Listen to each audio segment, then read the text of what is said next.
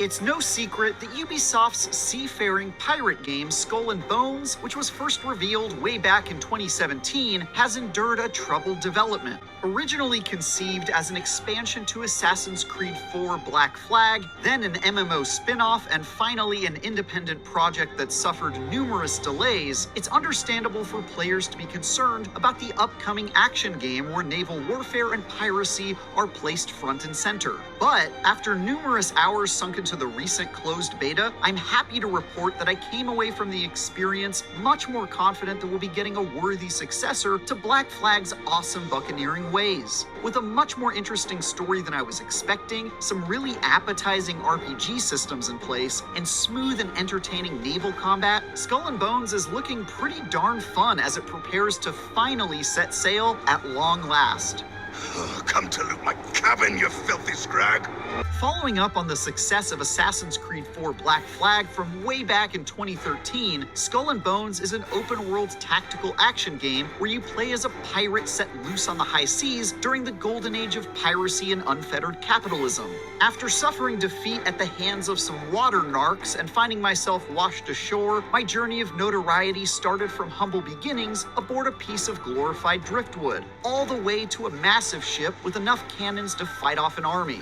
The story placed me in the Indian Ocean, where I joined the crew of pirate legend John Spurlock and began running jobs in my pursuit of wealth and power. I'll admit that I expected very little from the story, but was pleasantly surprised by the memorable cast of characters and extensive dialogue in between action-packed stretches of robbery and oceanic misdeeds. We must start taking matters into our own hands. Much more interesting, though, were the shockingly deep RPG progression systems, which included survival game elements that had me collecting raw materials to build my ships, and an extensive loadout system, where I could customize every aspect of my vessel from function to cosmetics, including designating my very own lemur co-captain to the ship, which is obviously the most important part.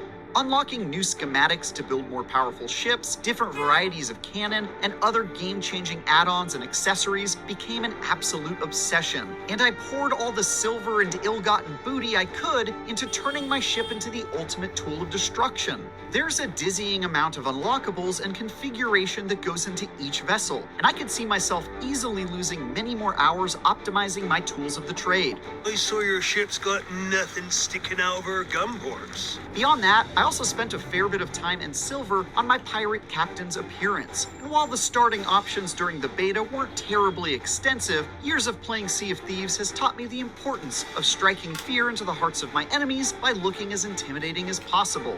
Of course, the crown jewel of Skull and Bones is in its naval combat, and like Black Flag before it, this game seems to absolutely nail that element, even in this early beta phase. Because I had to place different weapons on different sides of my ship, mobility was key to winning the day, as I could fire from one end of the ship, then rotate to unload a different cannon while the first one was being reloaded by my crew. Watching a ship sink down to Davy Jones in a massive fiery explosion is a sight to behold, and jumping aboard a weakened enemy ship awarded some much appreciated extra loot. I also enjoyed just how brutally difficult my adventures on the high sea could be, with different areas locked at different difficulties, meaning a voyage too far into uncharted waters could leave me pursued by a ship far beyond my capabilities, or stuck in a thunderstorm that could spell my imminent demise. This formula was especially exciting when played among friends, and having up to two of my most trusted despoilers join me in a bit of piracy made for some wonderful added chaos. My favorite activity was plundering, where my friends and I attacked a settlement from the coastline, then held off waves of increasingly challenging enemy ships as we accumulated loot. I'm not surprised that Skull and Bones seems like it's going to pull off ship-to-ship combat so well, given its Black Flag origins, but I'm definitely surprised that it seems like it might actually blow it out of the water with interesting activities and a much-needed co-op component. After a good chunk of climbing the ranks of notoriety in Skull and Bones' beta, I'm more excited to dive into the full experience than I was even way back when it was announced at E3 all those years ago. Here's hoping it'll make it safely to shore in the coming months. For more, check out our preview of Banisher's Ghosts of New Eden, or our recent hands-on with the PlayStation Portal. And for everything else, keep hunting for buried treasure with IGN. Sail home and tell your king from me. If he reigns on all the land, freemen will reign on all the sea.